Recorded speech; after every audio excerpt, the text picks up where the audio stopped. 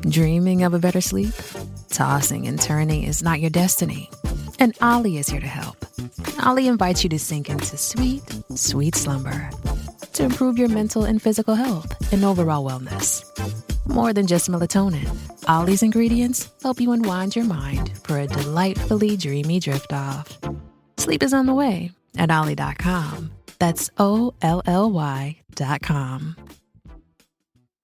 Hey guys, welcome to this week's podcast episode. And I've got a fantastic guest for you today, Kyle McDowell. And today's talk is going to be all about leadership. I'm always scouring the globe looking for people on the cutting edge doing fantastic things, and Kyle is one of those. So we're going to learn about all of Kyle's achievements and how he's translated those into leadership. And it's going to be a fantastic guest for the audience. So Kyle, welcome. Christopher, thank you for having me. It's really, really great to be here. I love how you parlayed so many of your previous experiences into what you're doing now, and tell people about how you got started and what you're doing and how you got there. Yeah, I actually refer to the first 28-ish years of my career as my undergrad. And the work I'm doing now is my advanced degree work. So, you have to earn the right to be accepted into business school or, anything post-baccalaureate. So that's how I viewed it. And those 28 years were spent in large organizations, leading massive operations. For some context for your audience, prior to exiting corporate America in 2019, in my last two roles collectively, I led north of 30,000 employees, multi-billion-dollar P&Ls, international operations in a couple of cases. And by the way, by most accounts, you would say that Kyle had a fairly successful run inside of corporate America. And I usually use success in air quotes because we all quantify that differently. But for me, I was no different. I entered the workforce with a lot of optimism. I was eager to have an impact and make a difference, wanted to make a bunch of money. I was chasing those fancy titles in the corner office and the things that so many of us chase. But it was probably around year 20 that I realized I was doing it all wrong. I'd always delivered great results. I had this sense that I had created this fellowship, this group of people that were really aligned with my principles and the way I led. But it turns out they just feared me. There wasn't a lot of respect there. It was only fear.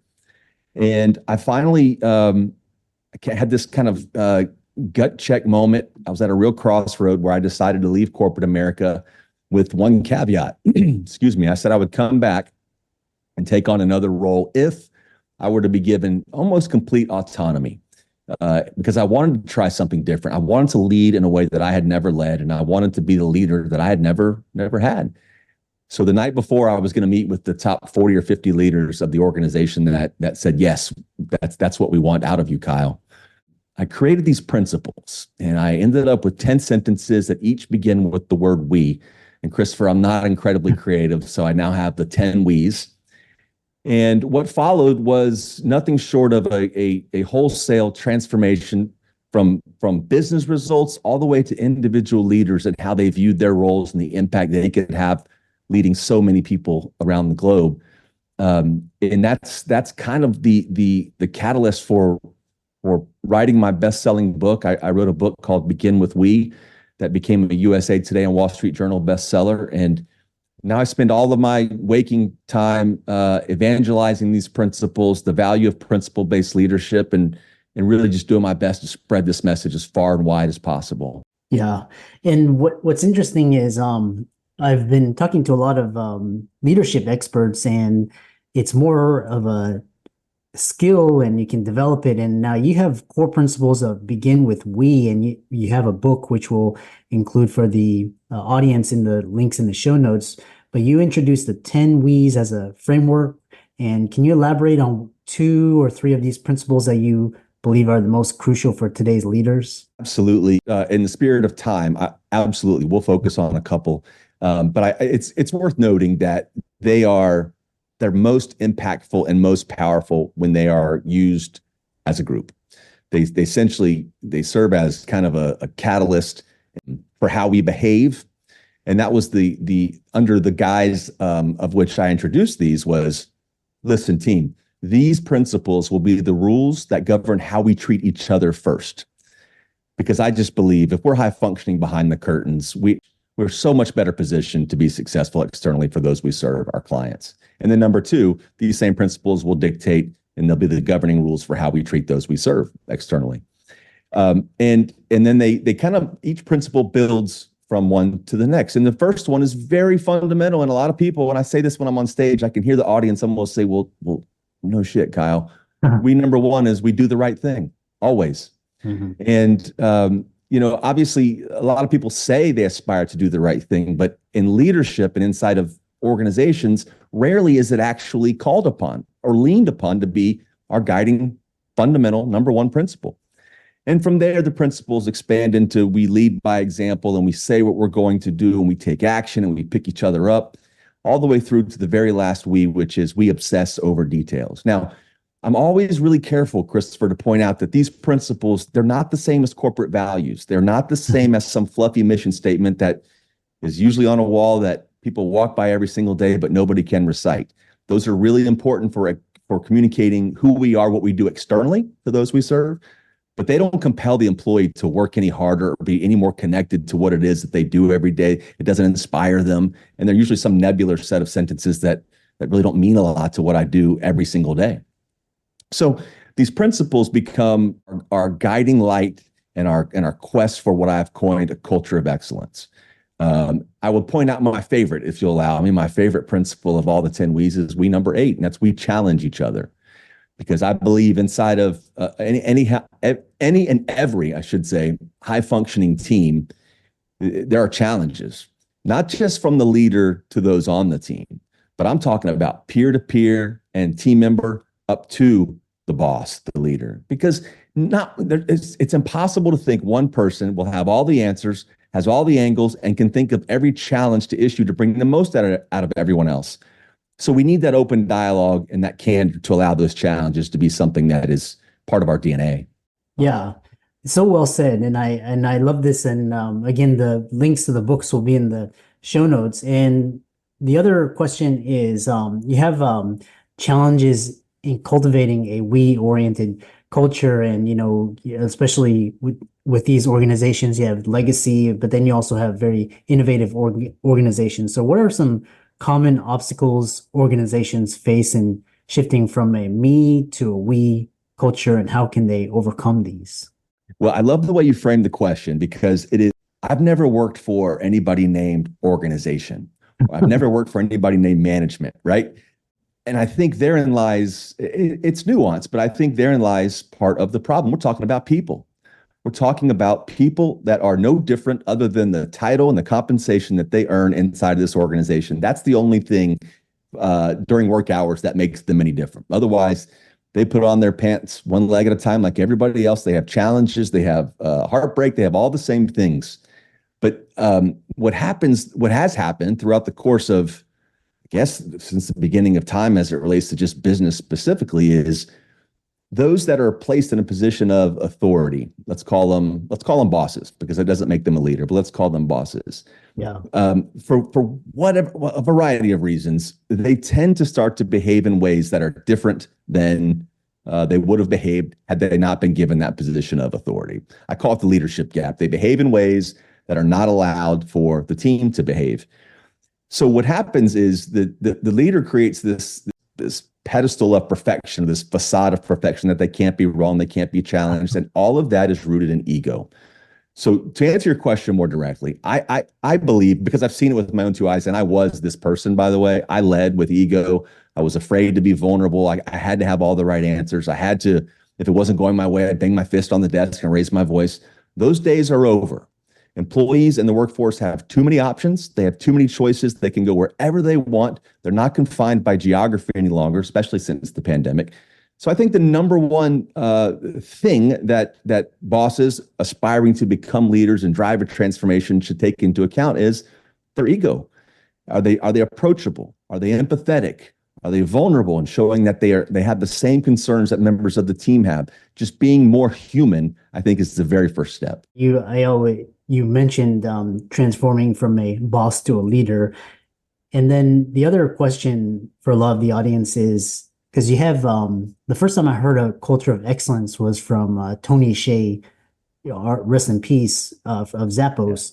And what is the culture of excellence? How do you develop it? What is it? How do you describe it or create a culture of excellence? Man, and I got to be honest, I'm happy you mentioned Tony Hsieh and what a loss that was to this community. Mm. Um, I loved his book.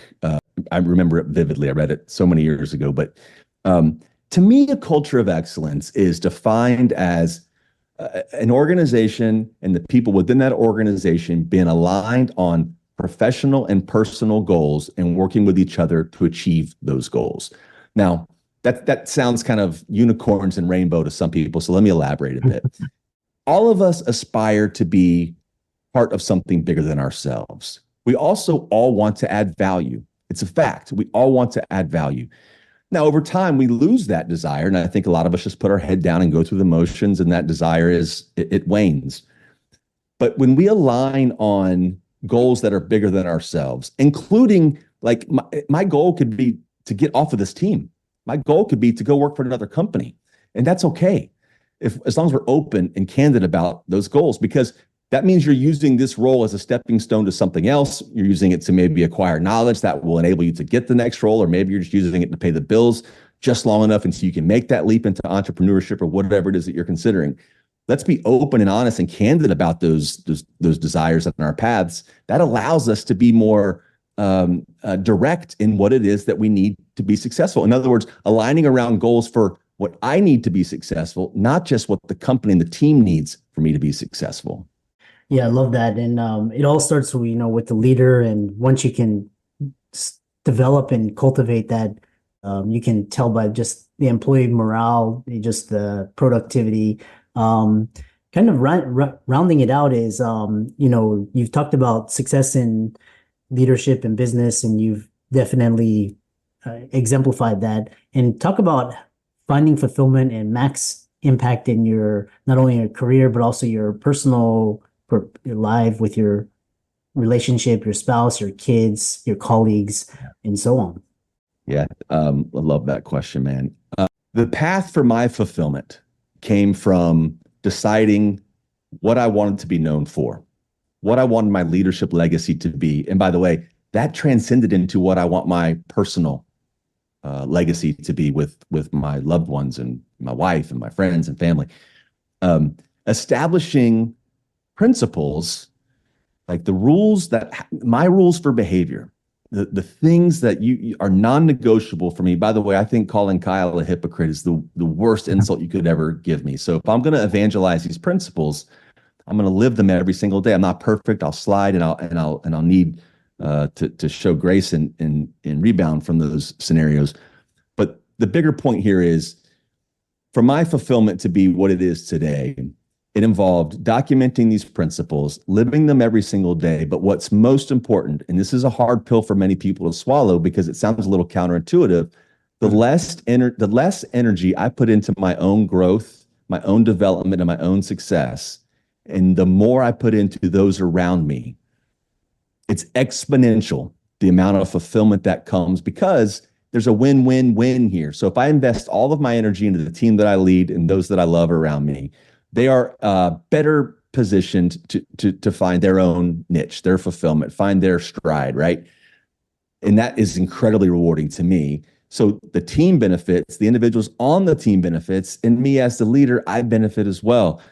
It's a hard concept to grasp, especially for younger leaders. And as I mentioned, it took me north of 20 years to find that myself. But once you do, man, and you put all your energy and genuinely care for those around you, the results are really, really profound.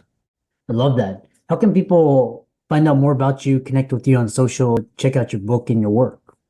Well, we mentioned the book a couple of times. It's Begin with We, 10 Principles for Building and Sustaining a Culture of Excellence. My website is kylemcdowellinc.com. And man, I'm essentially on every social platform at Kyle McDowell Inc. as well. And I appreciate you giving me the opportunity to share those handles. And I share those not to chase followers or some type of social media clout. Man, I share that because I love to engage with those that are facing leadership challenges, those that want to level up and be a leader they never had. those that are trying to transform their own place in the world or in their organization and transform the organization as well. So please use it. I'm here for you, and I appreciate the opportunity. Yeah, and I really enjoyed this conversation, and you've had a lot of success, and also now helping others, and all of Kyle's resources will be in the links and show notes. Be sure to check those out, give him a like and follow, check out his book. And with that, thanks so much for an engaging conversation. Christopher, you're doing really important work, man. Thank you for having me. My pleasure.